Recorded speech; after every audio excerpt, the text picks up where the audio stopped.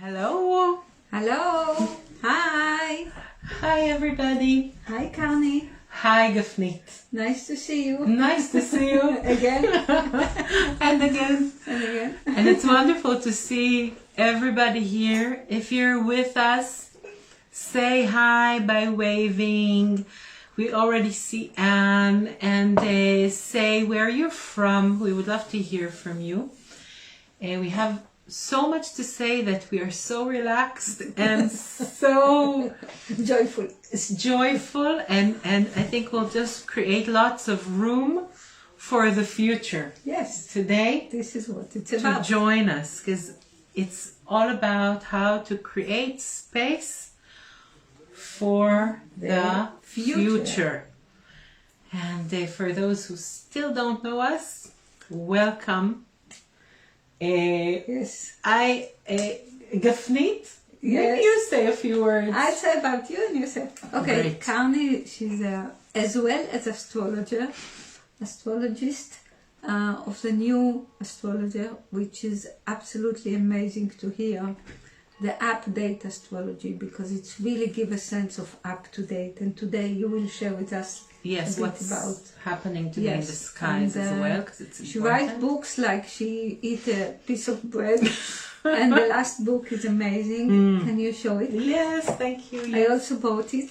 Yes. And I must say, I started to read it, and it feels like very flowing, which I thought I will meet a lot of difficult words, and then I found that it's really a flowing. So you actually write very comfortable to read. Thank you. For this. Oh, thank you. Thank you. I really appreciate it. And I'll introduce Gafnit. And I'll say hello to Ashley, who joined us from California, and to Eleni from Cyprus, and to Carrie, my student. Hello, it's so good to see everybody. Everybody who says hello, hopefully will be able to say hello to you back. But if we didn't, just know that we missed it, and we are so happy that everybody is here. So I'll say about Gafnit that she's the 21st century true Wonder Woman. She opened a school that allows to see the uniqueness of children and to understand their psychology and what they need and in what age. And there are branches now all over the world, and she also works in teaching teachers how to use this method worldwide. And she is an artist. The spiral behind me is hers. And she is an author as well. She wrote a book about the good sleep, which is highly, highly recommended. If you want to sleep good. Yes. And if you still don't sleep good, so you can die. Exactly, yes. Or if your children don't sleep good. Yeah. So this is a really bit about us, but what we're trying to do here is we decided that this year we'll meet every new moon and every full moon. Today is a new moon with the tropical chart. You will see the new moon in Aquarius. With the sidereal chart, which is the astronomically correct chart, you will see the new moon is now in Capricorn. I'll talk about that later. But the new moon always is a time to put in new seeds of knowledge. So when the moon grows in the next 2 weeks, the knowledge that we got can really, really grow. So we try to take esoteric knowledge, which is very practical to our lives, and plant its seeds during the new moon. And then we meet again in 2 weeks' time, just with a full moon celebration, to see what happened with the new knowledge that we planted. And actually it's recommended to everybody that want to learn something new to start it now, because there is a boost of energy. So it allows us to be more fluid with the new knowledge, because it's not easy sometimes to grasp it. So it's a great opportunity to go with nature, with Mother Nature, and with the full moon, with the small moon growing up. Exactly. To expand our knowledge. Yes, because if we do the right thing at the right time, it has very strong potency. So we're trying to go with the rhythms of nature. Now say hi to Nav from the UK and also from the Ruby Mountain, which is a beautiful program of learning more about all this esoteric things that we're talking about. So if you're interested in more, there's always the site rubymountain.org, which is not only a site, it's a whole program of learning that you're very, very welcome to join. Yes. What is the future? Okay, it's fascinating. Maybe someone else have I think it's a question everybody is fascinated to know about. Yes. Because all books speak about what was. Even if they speak about the future, they come from the past. So we are trying really to see what the future gifts to us. And it's no wonder why the future comes to the present, to the presence. So it's both present and a present for us to meet the future, which is most of the time very surprising. Yes, yes. Maybe I'll approach this question a little slower. Yes. And allow you the time to think also, what is actually the future? So if you have an answer or a question about that, please write it down in the comments and we'll research it together. Yeah. So you wanted to tell us a bit about what's happening now in the... Yes, in the skies. In the skies. Exactly. So we look up. So if we're looking at what is happening these days in the skies and what is going to happen in the near future, but this is not the future that we're talking about, because we're talking about the new things that want to come from the future. And astrology can help us a lot with understanding the trends that are going to take place in the future. So I can talk about what are the cycles and what are the trends that are going to happen in the future. But the actual future is something that we can't really grasp, and we're helping to invite. And I'll say hello to Anna, if I remember correctly, originally from Brazil and now in Germany. So hi Anna, good that you're here. So we're in very, very interesting times, and this is also why we wanted to focus this meeting about creating a space for the future, because the future is really going to avalanche very, very soon. As we know, we have experienced an extraordinary year in which astrologically a few planets that usually don't meet were in conjunction together in the skies, and these are Saturn, the planet of stopping, holding, being closed inside, Jupiter, the planet of new things, and Pluto, the planet of transformation. And all of them were together during the year 2020. I won't really broaden about that because I can talk about it an hour, but just to say that it created like a cocoon. Yeah. So everything stopped, but inside everything renewed. And for a whole year, these three planets were in conjunction. I'm working with the sidereal astrology, which is astronomically correct. It's a bit different than the classical astrology that we know. So sidereal astrology, they were all in Sagittarius, which is also talking about the freedom and learning and change. So everything was in a cocoon globally, which is also has to do with Sagittarius and with Jupiter.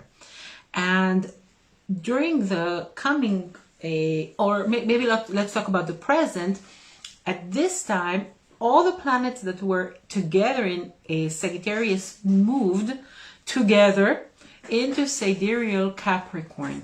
And Capricorn is the area of building new foundations. So this is the card of Capricorn from my astrological cards.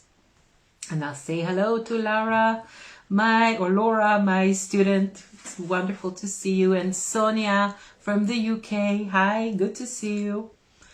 So Capricorn, sidereal Capricorn, which all the planets are in now, which I also call the realm of the diamond, which is another way to look at Capricorn, is a time to establish new things. So again, we're talking about this cocoon, but this is the time where everything really establishes, and we don't see it. And we don't see it, but the almost butterfly is there, waiting. Okay, so everything is in the brew, in the cocoon, really cooking. And this month, there are so many planets joining this party. Like everybody's coming to see what happened in the cocoon, what is going to be the party. born soon.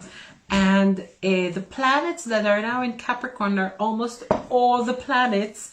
We have, apart from Jupiter, Saturn, and Pluto, we have the Sun, Mercury, and Venus all together in Capricorn. But this is not going to last, because very, very soon the planets are going to move into Aquarius. Around next week already, the Sun will move to the new sign, and after that Mercury and Venus and everything will start to get some distance. And I think our cocoon also needs some distance. Stop looking at me. I want to get out.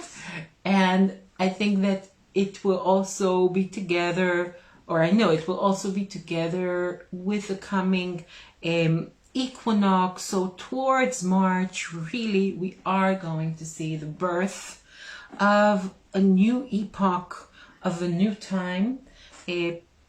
Different countries are in different stages of the quarantine. So I don't know how it is for you in your country, but the world is really going to open up. Now, during April, even Jupiter will move away from Capricorn, sidereal Capricorn, to Aquarius, and things will open, but not be as they were before. We're really, really are going to wake up to the future. And together with that, now Mercury's retrograding. So thank God internet is okay.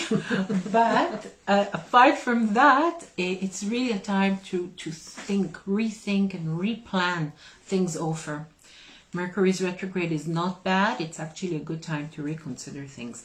So this is the context, the astrological context of what is happening these days. And why do we really, it's important to also know, if we are interested in this matter, to know what is happening.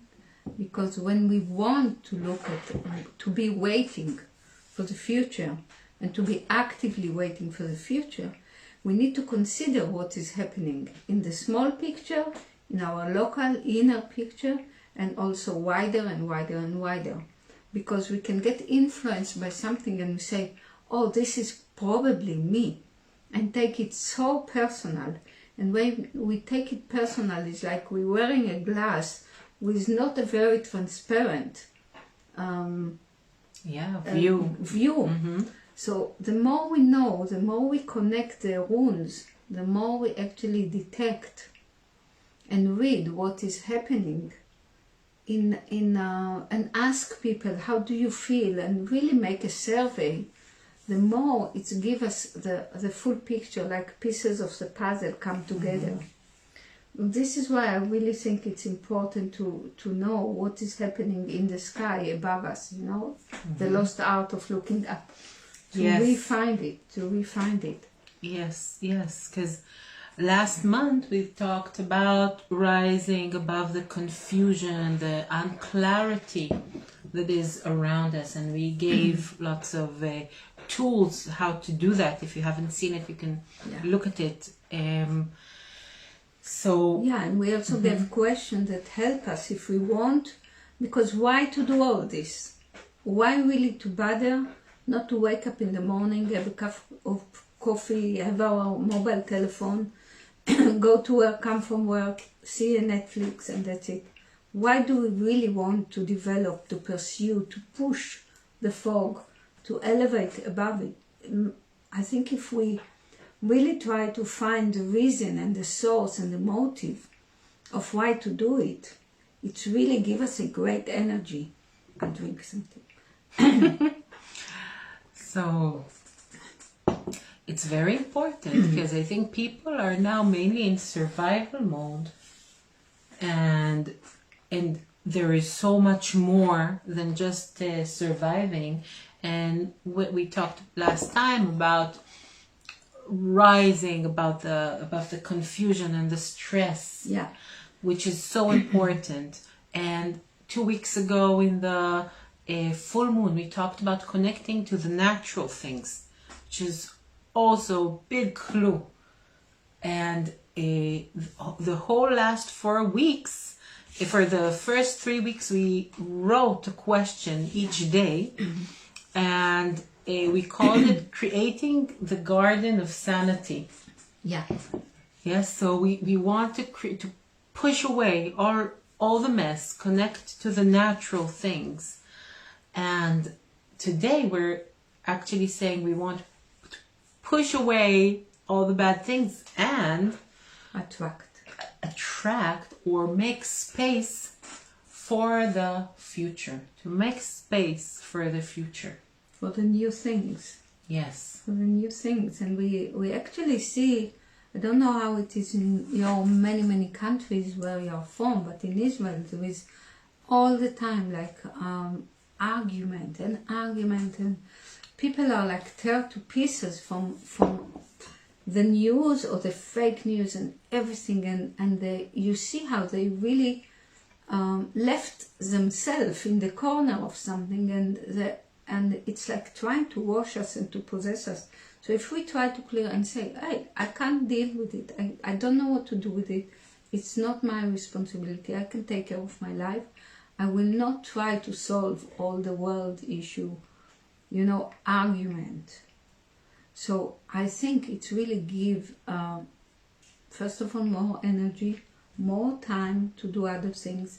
And we know that if we are very empty inside, sometimes we are crushed by all these noises. But if we fill ourselves with a question, with a ponder, with writing a new song, with drawing something, with inspiration, walk in nature, speak with people, reading a book, all kind of clearing our storage, and it's give us an opportunity not to be so empty, because with asking for the future, intelligent, we need to be in certain way vacant. Yes. But not so vacant so everything is rushing. It's like to eat all the fridge at once. No, we choose a cake, or we choose a salad, or we choose a soup, but we don't eat all the fridge altogether. Yes, it's being vacant in the right way, which is very, very important, even in relationships. Yes, both of us are each married for a million years, but for a young woman that searches for new love, she needs to be vacant, but in the right way. And this is an analogy of how can we be vacant in the right way also for the future, and the good things and the inspiration and things that want to fill us, because we do want to be available for the right things, but we don't want to be open for the wrong things. This is absolutely important, because sometimes we fear the vacancy, so we grab the first thing that we see, or we just look at TV nonstop, or we fill ourselves with news or with obsession. So how can we be vacant but then invite good things to our lives? Yes. How? Wow, I just had a picture of, we look at a net. So the point where the net mixed, it's actually, if we plant in each one of these conjunction, meeting point, we put a quality, or we put a standard. We say, okay, I want to put a quality of honor to my life. I want to put a quality of observation. I want to put a quality of care. So these are like when things coming, you know, when the flood is coming, so they go through this, and if it does not fit, they reject back. Amazing. So if we are fishermen fishing for the future, what is the net, the magical net that we use, which is also connected to the word magnet? Yeah. Yeah. The magical net. What do we want to magnet into our lives? And one clue is, there is the sentence, you need to have gold in order to get gold. So we want to have in small the things that we want to attract. So I have so many questions, Gafnit. One is, how do we know to distinguish between the future and the past? Or how can we tell if what is now coming is like new inspiration, something good, something bright, something new? Or is it something that comes from my past? Yeah. Well, yes. It's like, I think you explain it nice, that in order to find gold, we need to have a little bit of gold, because in the future there is particles that are to do with something that already have been, but they are all the time coming new, but they want to meet in the present. So I think in it there is something very unique, that if we never recognize what is coming, maybe it's part of the future.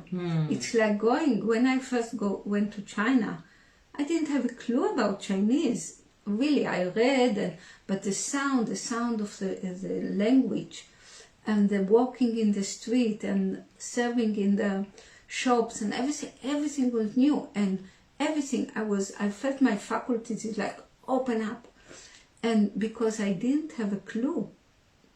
And I think part of reading what is the future is coming is that we don't know, we can't recognize it. So it will sound different, it will have a different melody, it will have a different sense, it will activate different sensation and feeling in us. Maybe it will even cause us a new thinking. And then we can actually ask, it's like a visitor coming to the door, and say, hey, it's the first time I see you, welcome, or have a negotiation near the door. But it's actually have a negotiation and conversation with these influences that coming, and to say, many times when I feel something, I say, so what is it? Is it a new? Is it something that is really bothering? Is it a neighbor? Is it, I'm trying to fish this sense and to make something out of it. So if we don't recognize it, I think it might be part of the future. Yes. Yes. But it's always good to say, stop, stop, I need to get to know why are you here, what do you want from me? Like really having conversation, because many times we have conversation in our life, and we want to find out. So I think this is part of it. Yes, yes. What comes from what you're saying is that usually we're afraid from the future. We are afraid from the new things because we don't recognize them. We don't know how to translate them, and there is this saying that if you do what you always did, don't be surprised that you'll always get what you always got, or something to that sort. So. We're now ending a whole year of stopping, and I don't think we should expect or wish to go back to the world and recycle the past. There are so many new things, so part of it is to be open to the new things from outside, from inside, and not immediately to say yes. We don't want to say yes to bad things, but to be less afraid of the new, more opening. Yeah. Opened. Yeah, and I think in it, the things that are always work for us, it's a care from the planet. It's the air and the water and the earth and the stability and the beauty of life and qualities that brilliant standard we want to have in life. they are there in place as a guidelines, as a stepping stone. And what is onsetting, what is coming, guidelines will not stepping stone. Sorry, I meant. It will not come as I think as an avalanche. It will come because it's energy. Yes. And how come an energy is it's not yet materialized? So it's in the level of the fine realms. So I'm thinking that we're all part of this magnet, this magical net that can bring in a new future. Yeah. Everybody together as the humankind. Yes. Yeah, and maybe even, we're looking on everything that is falling apart. Like today I left you a message about the children used to know, okay, the holiday, summer holiday, then starting the year, then there is holiday, another. But now, if they look at the whole year, it's completely chaotic. So no beginning, no middle, no end. But what can cause this falling apart of so many systems, if not something from the future? Because this system have been holding so strongly for so many centuries. Yeah, the Roman influence, I think it's still very, very, very strong. So what is it that cause things to fall apart? When you build like a tower, when the children build and one child is going and do oops, and everything, it's a force from outside. And it shows us that something really strong is happening. Yes, yes. And we can go with the loss of the system, or we can say, whilst the loss of the system is happening, something small is rising up. Yes, yes, yes, yes. It actually really goes well with Pluto and Saturn and Jupiter's conjunction or alignment that took place during the whole 2020 year,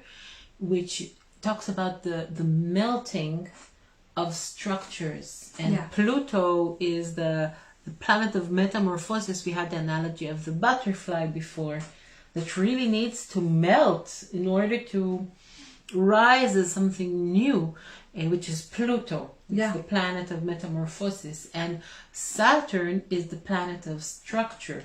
And Jupiter is the planet of the new things. So this is a time of melting of structures. But isn't it amazing? It is amazing. That, look, if only Saturn and Jupiter would be there, and there will not be the metamorphosis opportunity, there will be like fights and fights and fights.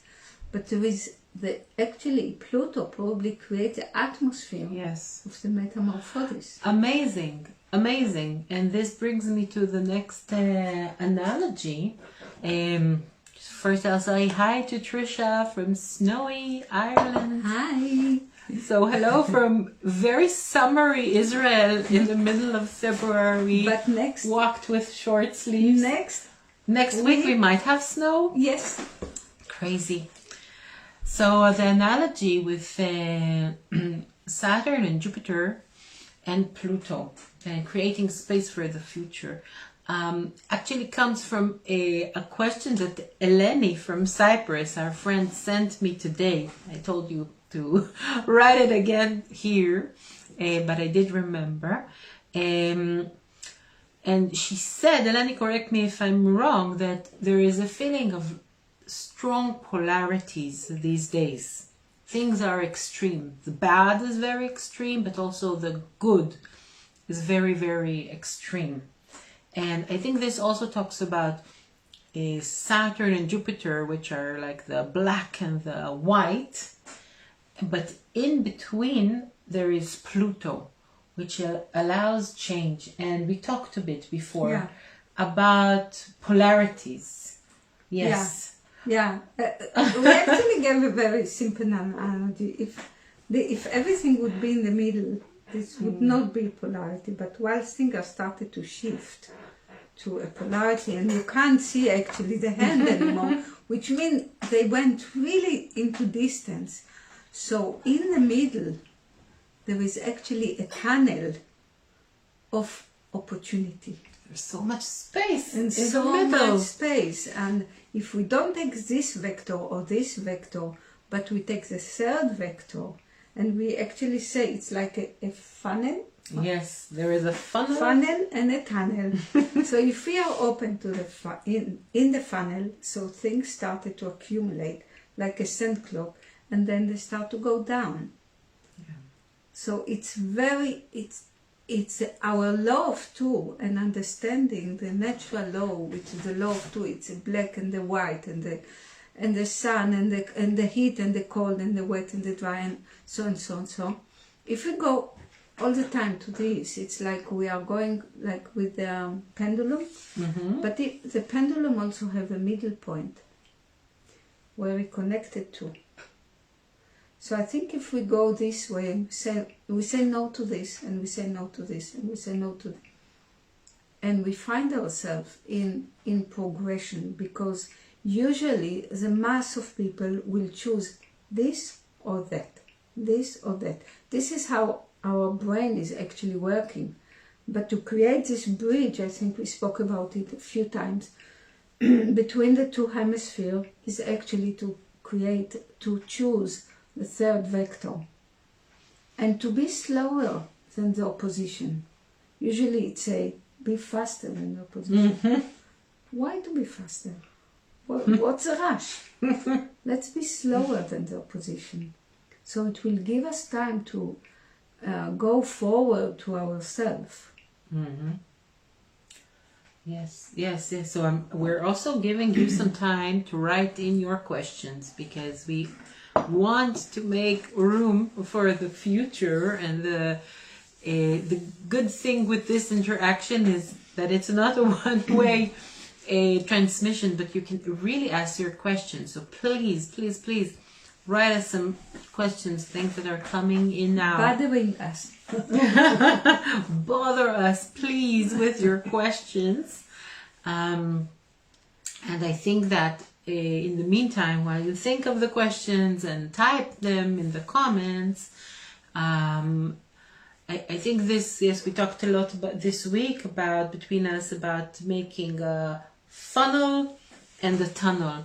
And if you find yourself too stressed or needing to choose between extremes, really try to imagine yourself making the space, because when you make the space, you don't only make the space between the black and the white, the extremes, or making the stress to push away all the stress. This is two-dimensional. You're actually making space, and you're making a tunnel for new things, new birth to pour in. Yes, it's even new conception for things to drop in, for new seeds. And today is the new moon, so especially today, is to make room, but all the days, all the time, to really not allow yourself to be full of things. Make this space and the tunnel for new things.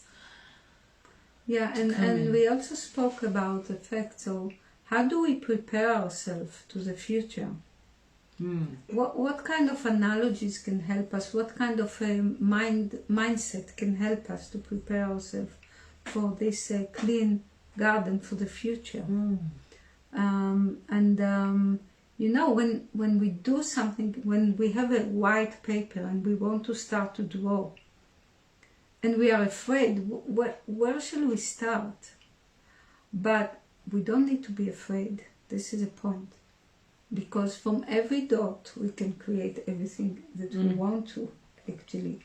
So whilst we try to draw and to give expression, or we try to make a note in the guitar or in the piano, is we move first, and then we say, okay, we are cooperating with what the energy that is coming. And we gave this analogy that when we make a garden, if we want to get prepared for the future, but if we will put the seed very, very near to each other, like 5 centimeters between each other, but it's a this seed. is the side of the seed. Yeah, the seed is almost unseen. It's so, so tiny. But the seed is actually of cauliflower. So if we really put them very near to each other, the cauliflower will not be able to grow, because a cauliflower can be this size, this size, this size, you know, and the plants also. So if we really think about the future, it's to create space. Yes. So if we put between the 2 seeds a space, and then another space, and another space, then we're getting ready for the future. Yes. This is an analogy of a garden, but it can be also in terms of how we translate the future. We don't really like immediately write a book about it. It's like, let it come, let it wash. Yes. Yes. Like nature. Yes. Yes. And, it's a question that each one of us can ask yourself. So I'll ask you, but imagine that I'm asking you personally. Do you make enough room for yourself in the future, for the futuristic you? Yes? Or do you create, you know, a bed to sleep in the size you were when you were a child, or the size you were when you were yesterday, or 2019?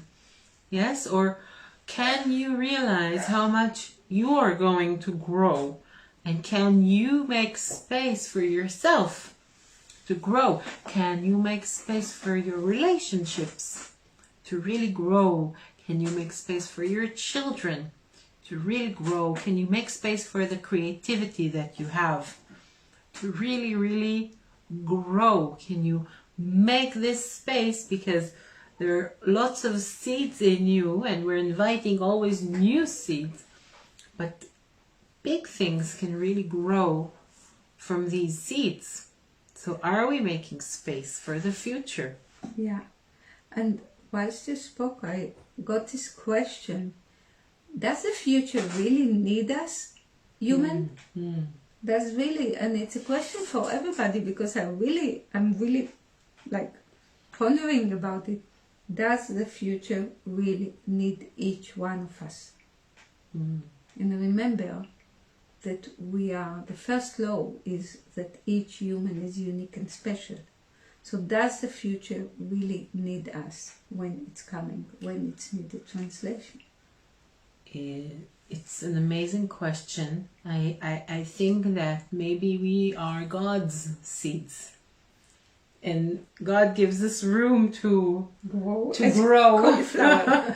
as cauliflowers, and in the garden, this garden of Eden that the world can be sometime, there is not just room for everybody, but the importance for everybody. And it's really amazing what you said about the first law. Can you repeat it? It's the fact that each human being is a unique and special, never have been and never will be.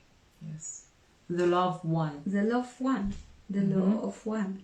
Yes, there are natural laws, the law of two, the law of 3. The law of many 4. things where you said there are the rhythms of the nature is the law of 4. But the first very thing is the uniqueness of each creation. And this is amazing, really. Yeah. I mean, really. So your future is different than my future, and our children's future is totally different. Totally different. Even the cauliflower that we plant, each one of them will grow. Will be different. Yes. And if we'll put love into them, then they'll be even more different. And really grasping the fact that each one is a unique and special, have a natural genius. Why do we want actually to perceive and preserve this uniqueness? Because if I will try to be as someone else, so what was created me will not be able to recognize me. And we're going through many changes in life, some of them physically, some of them emotionally, mentally, but we also do to ourselves many times physical changes and which influence also our inner life. So it's for each one to decide what we want to do. But please, let's stay us. So maybe the question is, are you ready for your future and your part in the future? And it's so important. Yeah. And we also spoke about a question: why do we all the time wish to agree with someone else, or disagree with someone else? What is this? Like I agree or I don't agree. I agree or I don't. Why aren't we try to find our own way of thinking, and then we will find ourselves in the area of people who think the same or think different. But actually, our sound, like sound of voice, or the fingerprint, or the eye pupil, is very different to each one of us. So this psychology that all the time is like, I think it starts from school, like we need to agree with what the teacher was saying. And if we have a question, or if we don't agree, or if it takes us longer to perceive, we immediately consider and will be judged by, I love the fact, I love not because personal to me, that each one thinks different. And the fine-tuning is what give it like the spice of a good dish of food. It's amazing. I think that this is why the universe expands, because each one is unique, and and everything grows. So the universe really grows because of that. You think sometimes it gets out of its cocoon? Different universe can get a burst. Yes, there are clusters where stars are created, and I think that families are clusters where young spirits can grow and become adults, and in us again, can we create the space and the ecology and this right cosmic cluster for us to really grow. And when everybody finds their uniqueness and allows it, it's not finding because it grows. So you don't find and say, oh, I got my uniqueness. It's leaving space for us to grow and for the future to come and for our future to come. And by that, maybe creating also a magnet for the future and to come. I want to remind ourselves the question that now we are into the 4 cycle of a new question, like a spectrum color, and we will share it with you later. Actually, we have it here. Yes, we can. But this question is in a time of chaotic, is we want to find some milestone, we want to have the compass, and this question really help us to bring us back into focus, so we are not losing our, little sanity in this confusing time. This is why we actually did 4 circle, because it's like the circle of the moon. You know, how is it growing? 2 weeks, then it's full, then it's quite immediately, when it's so big, started to reduce. So this question are really for us to locate. Yes, and if you haven't seen the question or you don't know what we're talking about, then on this page later on you will be able to see, because we posted for 3 weeks, every day a question, every week followed the 7 colors of the rainbow. So there is a whole process there that if you haven't already, you can just look at it and do it 1 question a day, or whatever pace you want to do it. And soon we'll send out a set of 4 more questions to 7 questions, 7 more questions, which is the 4th 7 to complete the cycle.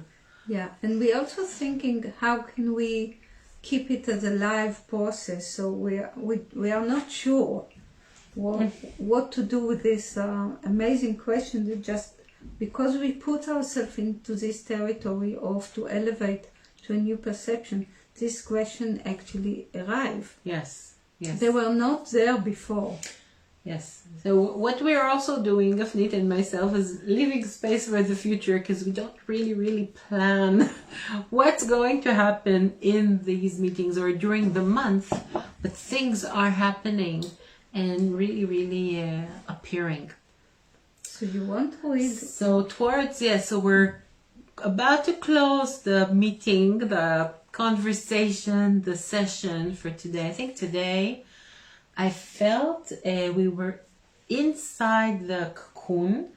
Yes, you were also very quiet today. It's okay, because we feel you. We understand that you're with us and you're with what we're saying. We really feel you, right? Yes. We really feel you. Like we're sitting in the same living room. Yes, and the feeling is that we're all together here. It's also a new moon, so something starts. We're in this cocoon together. And in this cocoon, I think we got some droplets of good new things and new insights and things to be mindful of. And let's see together what kind of process it brings in the next 2 weeks. So you can keep us updated. Even if you see this video later on, you can write your response. You can come back to this video in a few days and then write your responses, because it's an ongoing process and we really also want to hear from you what's going on. And of course, please share this video with friends, and if you didn't send us a heart or a like or something yet, please do that. So towards the end, we'll read the set of the last 7 questions. That's just so we'll have them, and later on we'll post them here also on the page. So the questions, should I read them? Yes, it's too far for me. So the question in red is, what is your inner motivation towards personal development? What is your inner motivation towards personal development? The question in orange is, where am I curious from? From my head, from my heart, from my inner child, from my futuristic self? Where does my curiosity and research come from? Question in yellow. Find 3 elevated feelings that you are experiencing during the week and give them your attention. What sparked them? Where are they coming from? Don't worry about remembering everything. We'll post it later on today or tomorrow on the page. Question in green. Create a little space for creativity, either in home or outside in nature. Really is relevant to creating space for the future. For the future. The question in blue is, what is my first principle in relation to life and to love? What is the most important thing for me about life and about love? And the question in indigo. Find the fine qualities that reside in you during the passing week. And these are questions that you can do each day. Take a different question.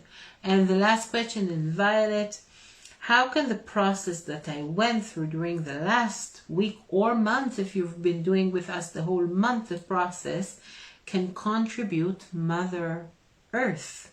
How can my personal development can actually contribute Mother Earth? So we're leaving you with these questions, and we're saying good night and good day. Good day for our friends from the US and Brazil, And again, if you're interested in learning more, if you're a young person, then visit the white top, which is the Young Template of Peace. You'll find the site of it. Just search for it. And if you are beyond 21 and you want to learn about the natural laws, the universe, personal development, be part of a working group with these materials, then visit the rubymountain.org site. Goodbye. Okay. Yeah, and remember, we're all unique and special. Yes. Modest, unique and special. Goodbye, everybody. Be safe. Till soon. Bye-bye.